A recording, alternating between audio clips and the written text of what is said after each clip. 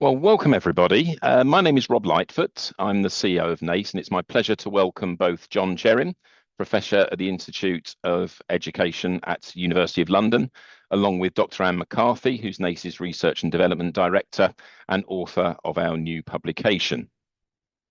For those of you new to NACE, I'll just give a very short intro while we wait for a few more people to log in at the end of the day as well.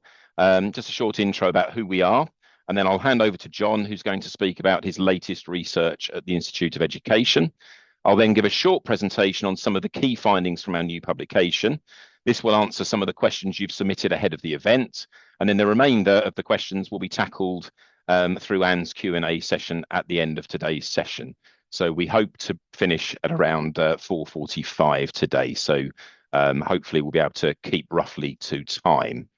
So just very briefly, so NACE is an independent charity, as you can see there. We work with schools, education leaders, and our principal role is to improve provision for more able learners. And what we find that also drives whole school improvement and raising standards in provision for all. You can see there we've been in existence now for over 40 years, and we offer support from early years through to sixth form colleges and basically work with teachers and school leaders in all phases and contexts and stages of development. And that's our vision.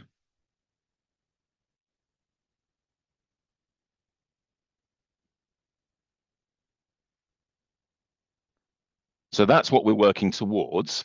And again, for those of you that are new to NACE, just a quick recap. These are our core principles that we base our work upon.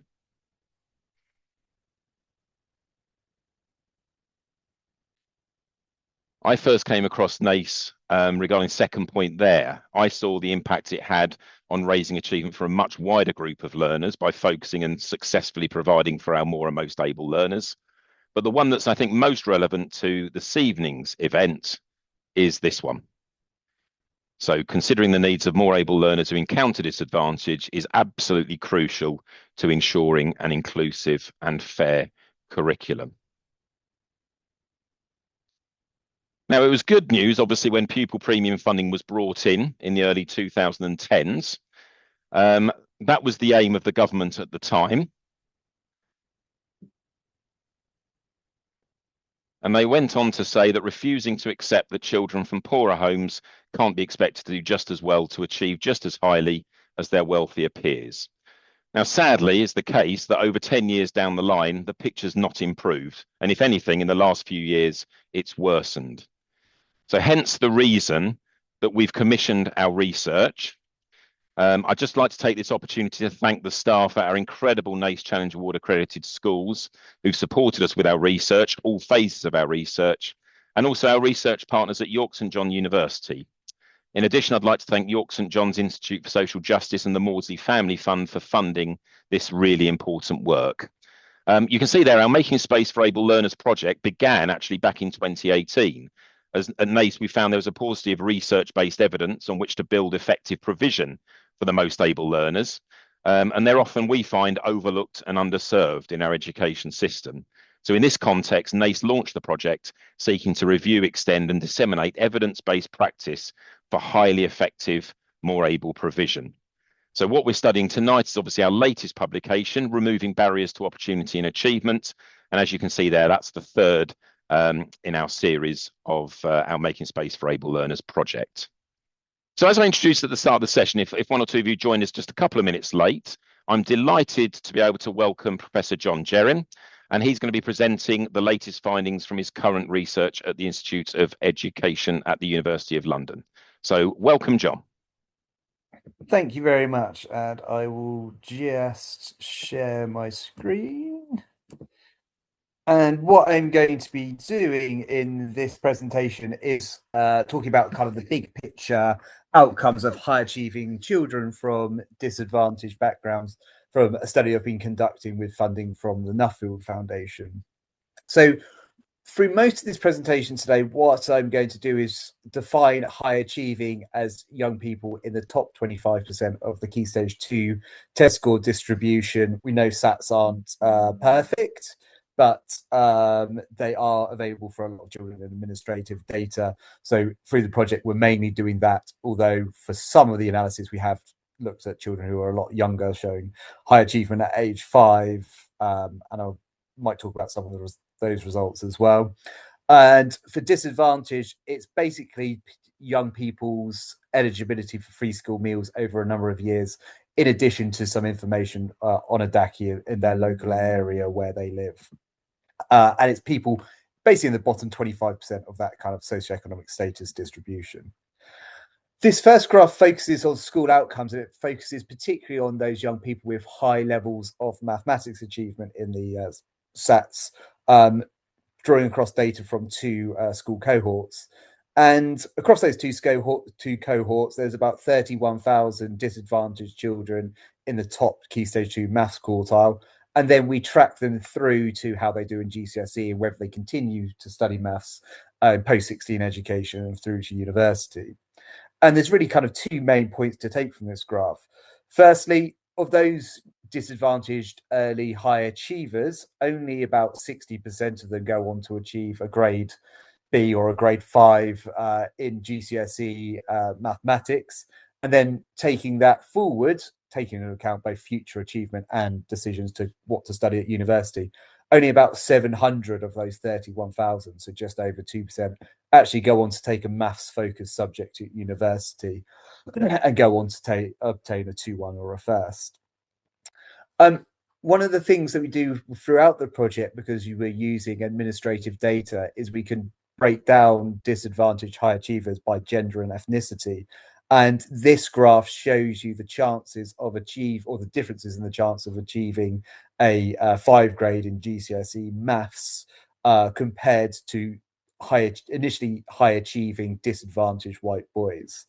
And what we basically see is actually Asian boys and girls, Black boys and girls are much more likely to go on to achieve highly in their GCSEs, or at least a 5 grade, than initially high achieving disadvantaged white boys and girls. So there's kind of, big intersectionalities going on here between achievement, disadvantage, gender, and ethnicity.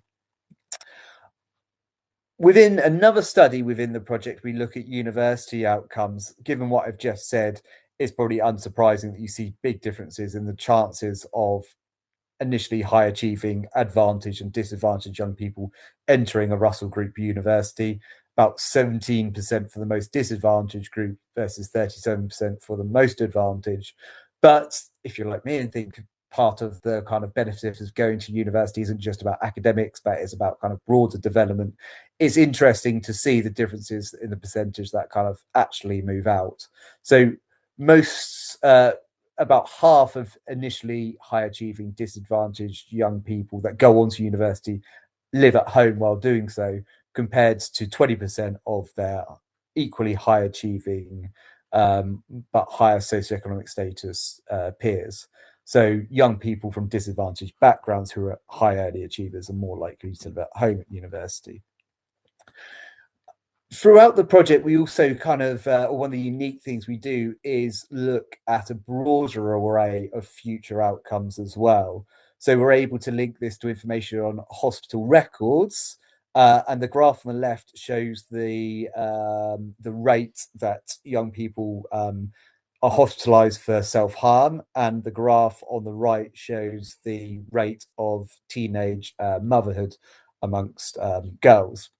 So the solid black line refers to high achieving children from disadvantaged backgrounds. The dashed black line is high achieving children from advantaged backgrounds. And what you can see is actually, as young people move through Key Stage 3 and into Key Stage 4, the rates of self-harm obviously increase, but they increase particularly highly for the most disadvantaged group. So you can see, into year 10, the rate is around 9 per 1,000 children for the most disadvantaged group, compared to 3 in 1,000 for the more advantaged children.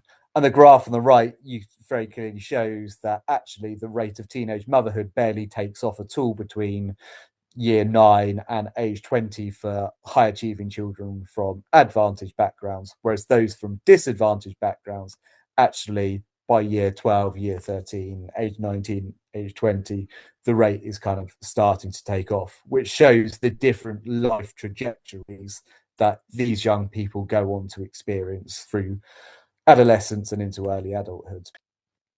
Similarly, in another part of the analysis, we look at crime outcomes, obviously very, very serious outcomes for these young people, with the dashed line now being high achieving children from disadvantaged backgrounds, the grey line being high achieving children from the most advantaged families. And again, you can see as they get into kind of the teenage years, around 2.5% of those from high achieving disadvantaged children end up with some kind of caution or some kind of sentence from the police, with a rate being much lower from high achieving children from the most advantaged backgrounds. So what we're seeing is a broad impact of these young people not achieving their potential, not fulfilling their potential, not only academically, but also kind of in terms of broader health and social outcomes as well. And as another part of the project, we go on to show this obviously has labour market impacts as well. There's increasing evidence that Key Stage 3 is a key period for school engagement in general, including for high achieving disadvantaged pupils. So between the start of secondary school and the end of year 9, we can see a big socioeconomic gap emerging between high achieving children in terms of attitudes towards school, their work ethic, their behaviour, the extent they're surrounded by a troublesome peer group, their self-esteem and their happiness. So if we bring together these results with kind of these graphs that we're seeing here, it does seem to be that, you know, particularly the early parts of secondary school Key Stage 3 seems to be a particularly key point where this high achieving disadvantaged young people seem to be not fulfilling their potential. And at that point, I'll start sharing and hand back over. Thank you, John. I mean, it isn't a great picture, but what we have seen as part of our project is obviously the incredible work that is actually going on in schools that is bucking that trend. And so I'm delighted to obviously talk about certain aspects from our publication. And again, I just wanted to thank people that have submitted questions in advance of the event today. Some will be answered within my short presentation now, and the rest will be saved for a Q&A with Dr. Anne McCarthy at the end. But I think the positive thing is there are schools doing incredible things, and that is what we want to share. So we've got case studies throughout the publication, giving some of those examples where differences are being made. But one of the questions that we've been looking at, and I've been asked from people in advance, is some of the key things that we see across these schools. It's very difficult just to put 3 or 4 takeaways up without obviously understanding the context of every school. A lot of what we talk about today will be for you to then think about how this would reflect in the context of your own school. If it was that easy to fix, I guess we would have been there already. So it is difficult to do that, but what we've tried to do today is put through some of the key messages, the key themes that we think are more important than others. So in terms of defining the problem, looking at that second point there, what we mean by the disadvantaged label contributing to the slow pace of improvement, because that seems odd when so much money has been put into this. But what we mean by that is the label has been linked to a relatively narrow focus, and therefore there's a lack of nuance in response. So leading to the third point, when we have a more strategic understanding of disadvantage in the context of education, it makes us aware that there are many disadvantages. So as we say, they're both visible and hidden, which affects learners from all backgrounds in myriad ways and at different times. And we'll come to that shortly.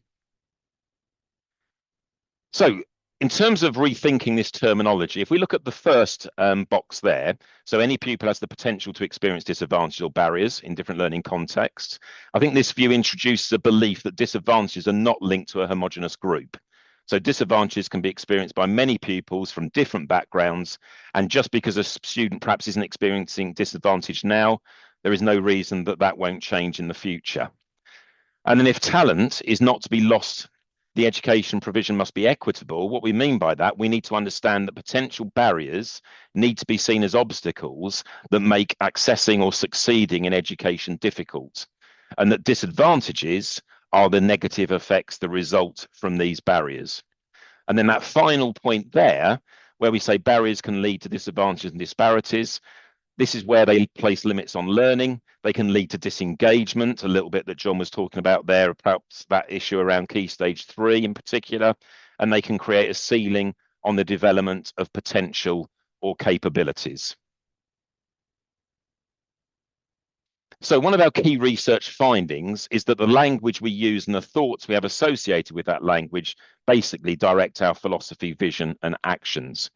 So we found that change can be achieved if we focus on what learners can do rather than adopting a deficit position. We have a responsibility to identify and nurture potential abilities and talents, and it's then important to celebrate the capabilities, skills, and talents of every individual. Success can be achieved through a commitment to providing all pupils with a rich tapestry of experience and opportunity. And that point there, that we know that high quality provision for highly able pupils will impact positively on all. Young people want to be recognised for their ability to grow and improve rather than being constrained by fixed labels. That was a key finding from our research.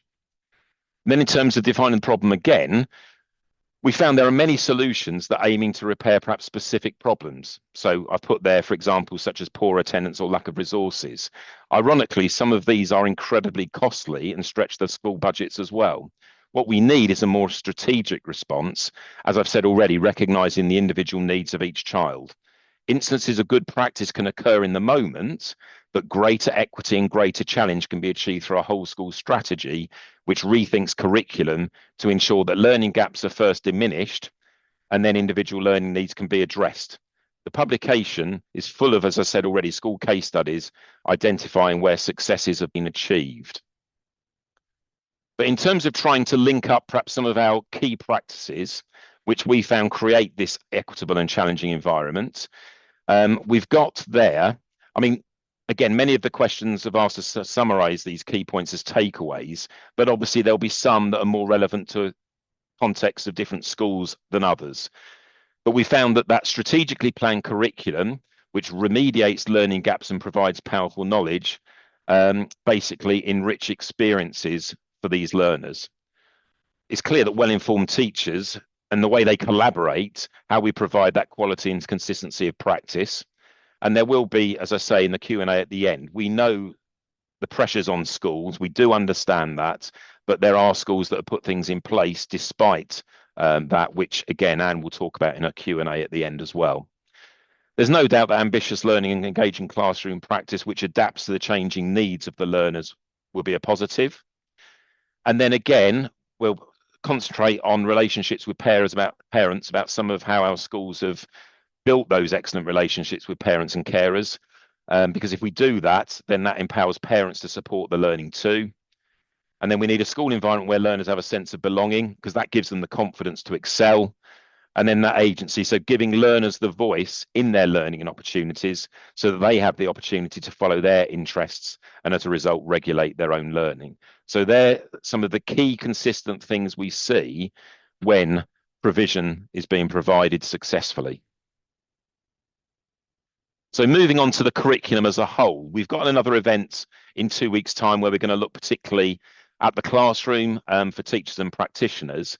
But in terms of the curriculum, it's essential that school leaders design a model for school life which promotes engagement, enjoyment, and challenge for all. We'll talk about how we can do this in a moment. The strategies needed to do that are included in our publication. We've got examples on how to close gaps in the early years, examples of whole school teaching models, examples around grouping and setting. There is not one size fits all here. Grouping and setting works well for some with specific reasons. For others, it doesn't.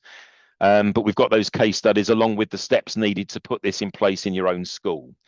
I will mention NACE's curriculum audit later, as we've revised that as a result of our research, and that's free for our member schools. A further section of the publication is devoted to opportunities, experience, and aspirational activities outside of the classroom.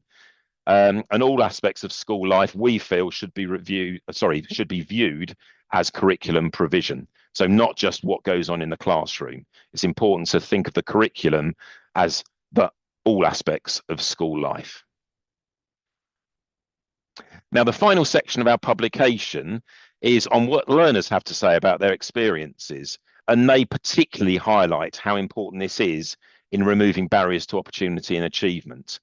So as I've said already, we understand the issues of both teacher recruitment and teacher workload, and Anne will give a bit more detail on this in her Q&A at the end of today's session. But if teachers are giving up their valuable time, if we're looking at the third bullet point there, if teachers are giving up their valuable time and are we ensuring, that it meets the needs of their pupils? It's important to consider what is the value of extra or super curricular provision in your school currently. And again, we do provide an audit to support our members with this, but I think it's really important if teachers are giving up their time, then we should be making sure that that is actually making the difference we want it to for the learners in our schools.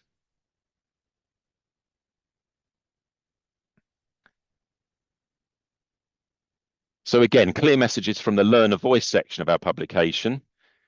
They need to understand future possibilities, and therefore they have schools that provide opportunities to learn more about universities, apprenticeships and ambitious employment routes. The work placement and university visits, they need to support ambition because learners need to feel that they can access these progression routes. And once again, the communication relationship with parents is so important because, as we know, their attitudes and experience will influence their children. Now, it's obvious that learners need access to excellent teaching. That leads them to be able to attain the qualifications which support these aspirational progression routes. They do not want to feel as though they're imposters when they get there. And then that idea again of trying to recognise and celebrate all aspects of ability where possible, with opportunities to widen experience and develop the learner's capability, skills and talents. So what we've tried to do here is put in a summary of the successful schools that we've worked with in terms of how they're proactive in working towards educational equity. So I don't need to read those out for you, but if you like those 5 R's there, this is what we see as consistent across the schools that we're working with as part of our research. So I'll just give you a moment to read them.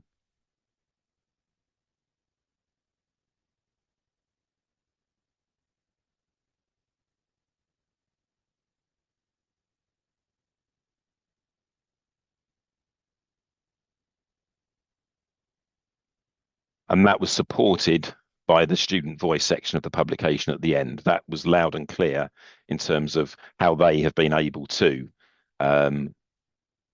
remove the barriers to opportunity and achievement for themselves.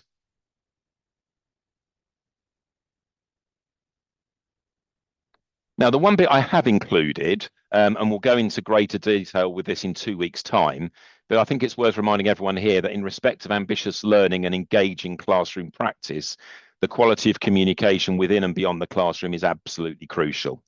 So vocabulary acquisition is a key element of success. At all stages of learning, leaders need to widen and deepen their use and understanding of language, which enables their learners to grasp more complex ideas. In the publication, again, you'll find examples of schools who've demonstrated strategies to teach their learners to speak with more confidence. They're given opportunities to respond, reflect, and think more deeply. And oracy is certainly used to explain the process of thinking, if you like, to tell stories and to retrieve knowledge. So again, there'll be much more on this in 2 weeks' time, but I did want to leave that in today as a really important area where schools, perhaps not knowing where to start, can make a real difference. In terms of meeting the needs and creating those cognitively challenging environments that we need.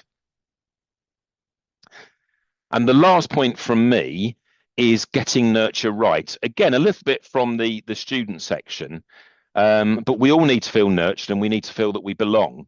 So carefully directed strategies for nurture can make learning more inclusive and engaging. So the first point there is achieved by creating an environment where all students feel valued, supported, and empowered to succeed, regardless of their background.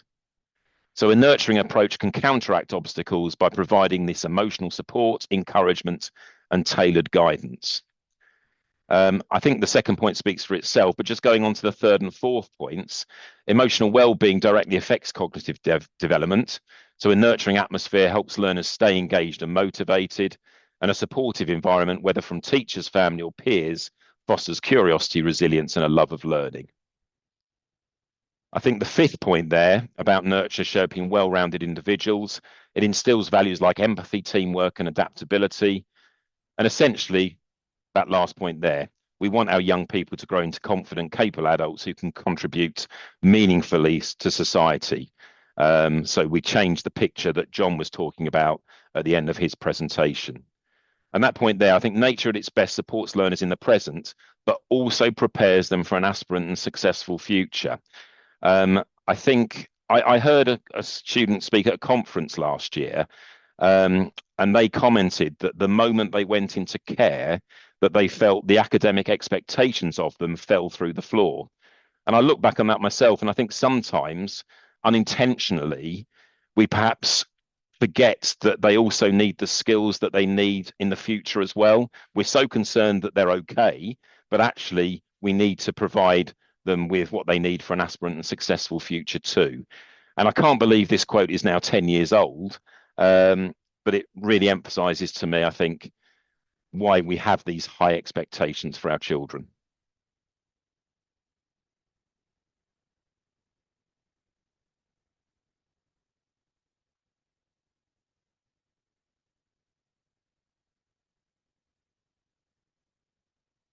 So a number of people are from member schools here today. So it's just a little reminder of one or two things that we're doing as a result of our research to support our member schools. So our next member meetup is an in-person event free for our members, and we'll support school leaders in creating that curriculum which gives opportunities for all children to flourish. We'll be using NACE's curriculum audit tool again, which we've now updated following this work, so that we can then support schools in ways to actually create what we were talking about that curriculum that we need in place. And we've got a number of events now that, again, are our first events as a consequence of using our research findings that are coming up over the rest of the academic year. So again, I won't go into huge detail on those, but you can find details of those on our website, the address of which is at the bottom of the screen there.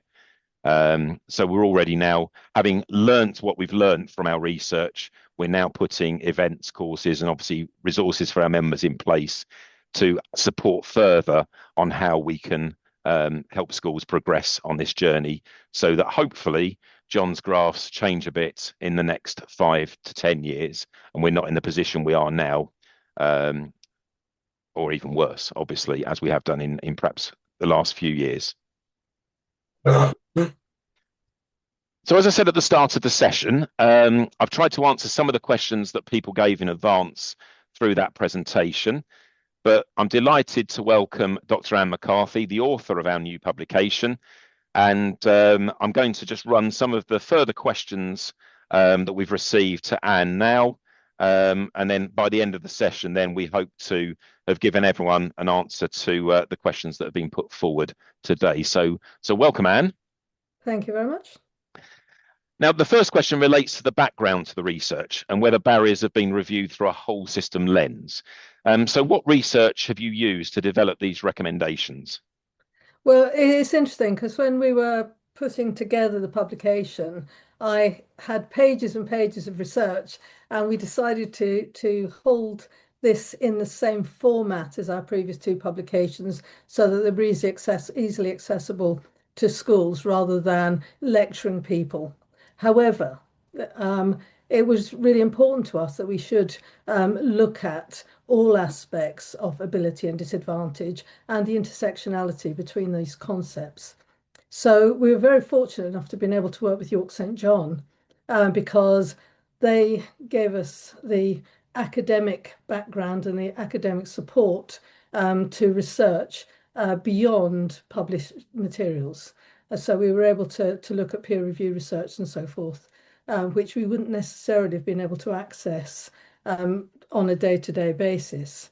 So what we've decided in the book is not to give you all the information, although we have referenced it, so that we have a really solid background of existing knowledge. And I'll give you some of the examples that we've actually used. We've obviously got the evidence from Sutton Trust, Education Endowment Foundation, UCL Institute of Education. You've obviously heard from John earlier, National Literacy Trust, to name but a few.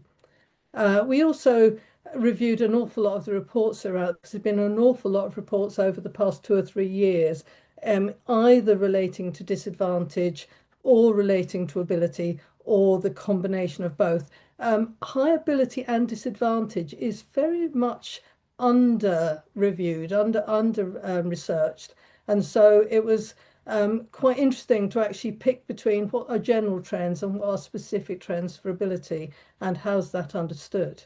But we did manage to find a good range of information, and we also drew on things like the Education Policy Institute, NFER, DFE, and so forth.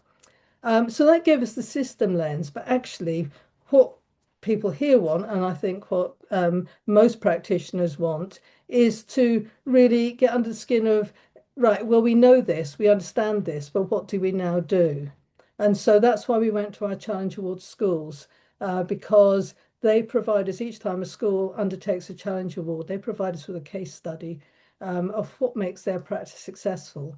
And we used those and we went beyond those to look at things that were happening in schools, why they were successful, how people actually thought about, we need this in the first place. I spoke to leaders, teachers, a team of us went into different schools and spoke to pupils themselves, so that we got the practice as well as the background research theory. So I'm hoping that when you pick the book up, you will see it's very much of, well, we know this, but what are we going to do about it, and how might we approach it? And you might see examples of here's the problem, here's how some schools have responded to that problem, and how they're being successful in their responses. Thanks, Anne. And just to say again, of course, we've gone into nurseries all the way through to sixth form colleges. So looking at every single phase of education as well. Thank you. What then do you? I know this is difficult, but what would you say are the key takeaways for those looking to remove barriers to learning? Well, we've tried to in the publication, we've tried to produce at the very beginning some key steps, key steps forwards. The thing I began with is actually Maslow's hierarchy of needs. When I was looking at, what should we do? Where should we go with this? Because obviously that's a good foundation for thinking about, what are the needs? And it was interesting, you spoke earlier in relation to, when a child goes into care, suddenly we're looking at those physical, those basic needs, and forgetting some of the aesthetic and other needs. So that was kind of where we began, but then we looked at what are schools saying are the barriers, what are schools saying, we see this is the problem. And all the schools we spoke to had different natures of problems, different contexts of schools. So the beginning point, the real stop point, I think, is about the language we use when we talk about ability and disadvantage. So if I want to say to anybody today a takeaway when they walk away from this launch, is to think, when we talk about ability in school, what are we talking about? When we talk about disadvantage in school, what are we talking about? Because if we're talking about high prior attainers, as John showed in his graphs, a high prior attainer now might not be attaining highly at 16 or 18, and not maybe moving forward into the future because of their circumstances. So if we want to think about ability, think about who the people are that we have in front of us. If we want to think about disadvantage, don't think about the disadvantage, but think about what disadvantages exist in your system and what are you talking about when you talk about disadvantage. So to do that, I think you first of all think about the context of your school. You, Rob, have spoken earlier about the skills, availability, competency of staff.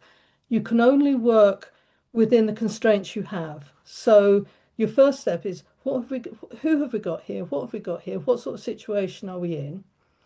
What curriculum can we offer? What opportunities can we offer? And what challenges are our learners experiencing? And I found from going into schools, the learners themselves really articulate well, whether they are tiny or whether they are 6 foot plus, they can still talk about what things are helping them, what things are challenging them, what makes life easier, what makes life more difficult.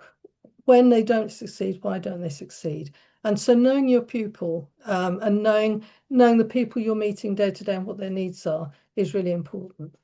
And then again, as you've just spoken about curriculum, having a whole school shared understanding of what the curriculum is, what it intends to do, where it's going to take our young people, what the journey they're going to be on, how to communicate that. And that includes how we communicate it to parents as well as to our learners. And how can we maintain consistency across all areas of practice? And then finally, the third step, I think, in the things you're going to do is to say, is this curriculum equitable? Do we have ambitious learning experiences? All those points you raised earlier, have we got those in place? Because as school leaders or as people working in education, if we get the foundations right, if we get the strategy right, what we're finding is schools in the same circumstances but with different approaches get different outcomes.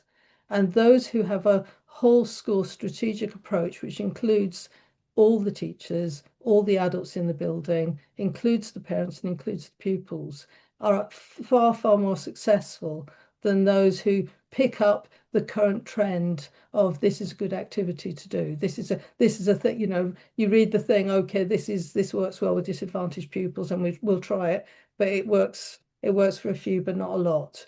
But if you actually have a clear strategy that reflects the context of your school, we found that was where schools were really, really effective. Many questions are related to key practices to support learners. So whether through transition as a part of provision for more able learners or in developing cognitively challenging learning, what things do you think we might be thinking of developing here? Now, this is really picking up again on this notion of having a whole school model. I mean, if we think about the learning as being a progressive, interesting, exciting, ambitious journey, and let's not get constrained simply by the exam agenda, then we're beginning to go in the right direction. I've found that in schools who are very much focused on let's cross the 4-5 boundary, that it becomes limited. So if we want challenging learning, we want to think our pupils are inspired. They have a desirable degree of difficulty in their learning. They've got to think hard. They've got to understand that what the thinking process is about. And you know, one of the big things everybody's talking about is metacognition, and it really is true. The metacognitive training as well as the teaching of subject matter is really, really important. If you understand cognition and a young person understands why they're learning and how they're learning, as well as what they're learning, they're getting far better prepared for life beyond school. And then the other thing I think we really need to be clear of is the importance of language. When we're teaching and learning in the classroom is so dependent on the nature of language, the quality of language, the use of language, the skills they bring into the classroom and the skills they learn within the classroom. Those are really crucial in the way in which you develop. And then I think the other thing, and I know somebody asked about this, is this idea of teaching to the top. If we have really good quality adaptive teaching happening in our classrooms, we can teach to the top. And this actually reduces the load for teachers because they're not having to produce different lessons for everybody. They're producing a high quality lesson in which everybody can aspire to learn well. And but the structures, the infrastructure is in place to make sure nobody's left behind, so that all the children can achieve well, see their achievements, can be ambitious in their learning. So there's a lot in, I've packed a lot into that. I mean, that we've got in part 4 of the book, there's quite a lot of it describes that and how it looks.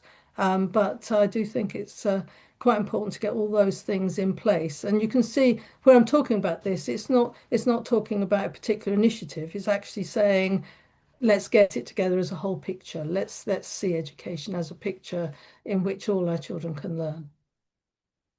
Okay. Now, One of the trickier questions, we've had one or two questions around the background of staffing shortages and staff mobility. How can we encourage staff to buy into these priorities that you're talking about? Yeah, and I really, empathize with the difficulties leaders are having in making sure that they have specialist teachers in front of the children, the teacher mobility, and the children may see hundreds of teachers during their education. And within that context, it is becoming a really big challenge to focus on particular groups or focus on particular aspects of learning. And this is why repeatedly I'm going back to this idea of having a strategic approach, because the schools, even in difficult circumstances, that are succeeding and where their young people are succeeding, is where the education and understanding for the staff and the language the school uses around developing curriculum, developing teaching and learning. When that is thought about, and how you support your staff and how you have a strategic model in place, it does make a difference. Because if you're not saying we're going to teach this disadvantaged group this way and we've got all these extra classes for them, and we've got this more able group and we're going to teach them this way and we've got all these extra classes, if you actually say here is a curriculum which is highly aspirational for all children but well supported for all children, and you you then see that aspiration coming through in practice, and you can then support staff. And usually the schools that are demonstrating to us that they have these highly successful outcomes, they have essentially teaching models in place that everybody understands, that the children understand, the parents understand, and it takes away some of the load that goes with delivering the curriculum, so that then when teachers then see that ability is a more fluid concept, and this is what we really want them to see, is that we're teaching all our children, but we understand ability as something which looks at the capability to achieve, their capacity for learning, their aptitudes, and we know our children enough. Then we're not saying do an extra thing. We're actually saying doing the thing we come in to do every day as teachers, and do it well so that all children achieve. And I'm not saying I don't have that sort of magic bullet that will suddenly make it work, but I do think that a whole school understanding of teaching and learning and how it can be delivered for all, rather than trying to put a plaster on a problem, is a much better approach. And I think you'll see it when you look at the publication. You'll see what schools are doing and how successfully they're doing it. And as we've said already, thank you, Anne, but parents are obviously a hugely important part of this. So, I mean, we've had a few questions there, but simply, can you give a few examples of, well, how you would recommend we go about engaging parents? I mean, I know myself, having the pleasure of visiting some of these schools myself, the strategies they had in place, there are many, but, how would you summarize the best way perhaps to engage parents? Well, I think there's one of the things I would say is we can learn a lot from early years, and the the fact that the early years curriculum, it looks at the whole child development, and therefore part of that, it's absolutely essential that parents are fully involved in the child's education. And the where I've looked at the work they're doing with parents, they have very close connections to parents. Parents come into school and see what the children are learning. They have day visits into school. They sit down in the classrooms and they learn about the learning, and they talk about their children, and the children have their learning is tracked, and the parents track the learning, the schools track the learning. There is a conversation about learning.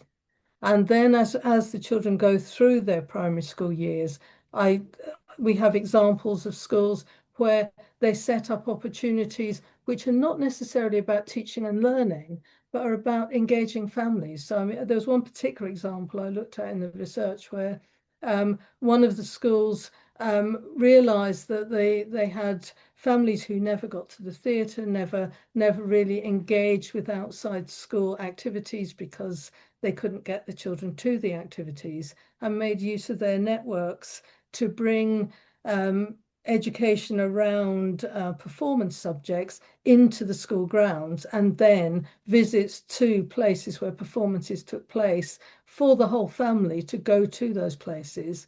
And then they arranged means by which families could afford to go independently to see and engage with activities outside schools. So where lots of people have come through education, maybe not as engaged or maybe not as able to be engaged for whatever circumstances, the school had looked at ways to engage them without that feeling that they were being told how to teach their children, but how to, we are working together with your children. And so once parents felt comfortable with that, they then started working with parents around the things that parents needed. And lots of primary schools, not just that particular example, but lots of primary schools bring parents in to show them the work the children are doing, how it's taught, how they can help to teach them at home, how they can work with them at home. Other schools in the primary sector were giving home learning, which they understood that it might not just be the child's work, but encourage the parents to do the work. And this, where it's become successful in the secondary schools, is where the secondary school has found a similar but different method of engaging parents, so that parents feel coming into school's okay, being involved with their child's learning is okay, understanding what their child is learning. And some of the schools are just doing it through their termly interaction or half-termly interaction around how well the pupil is performing. And they've moved away just from grades, but to talk about the learning as a whole. What are the targets for the child? How could learning be improved? How can parents support learning? So it's interesting, we're talking about key stage 3 being the dip. It's also the same point at which transition is quite difficult for children. And in many ways, that's where schools win their parents, because when a child transfers from primary school, where they had this really strong relationship with the school, into a secondary school, if the secondary school can maintain that engagement through activities or through communication. Example, some schools will phone parents up in the first few weeks of term and just say, "Oh, your child's settling in well. I'm your child's form tutor. They're settling in well." The schools we worked with where that interaction was good was where parents were talking to the school and the school was talking to the parents, even parents who traditionally would have been the ones that were hard to reach. So it's finding a strategy that works for your school in your context, which keeps the parent engaged from the day the child walks through the door. Because as they get older, they become less able to communicate to their parents, as anybody that's had teenagers knows. And so it's really important that you have in place something that works for the child, works for the teacher, works for the parents. Thank you, Anne. I know there's a number of other examples in there, but the positive news is that some of these things aren't expensive. They're not hugely time consuming. There are little tricks that work. And as with all of these things, it's about considering them in the context of your school. But what we hope there, we have got, a number of examples from early years through to sixth form colleges, not just looking obviously at that question in terms of engaging parents, but throughout all of these aspects of the publication.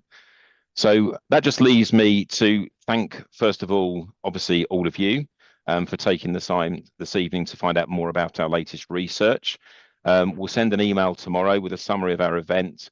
But if there are any other questions that you have, please feel free to get in touch. If you've got any questions or queries at all, the web address that takes you straight to our research, where you can obviously find the publications as well, all 3 books from our Making Space for Able Learners project, and are there, and obviously contact us in the usual way through various channels or by a simple email. We still find people like the good old simple email as well. So we look forward to hearing from you again. Some of you will have a slightly different twist in terms of emphasis in 2 weeks' time. But again, thank you all for your time this evening, and a huge thank you as well to both John and Anne for contributing to our event today. Thank you very much, everyone.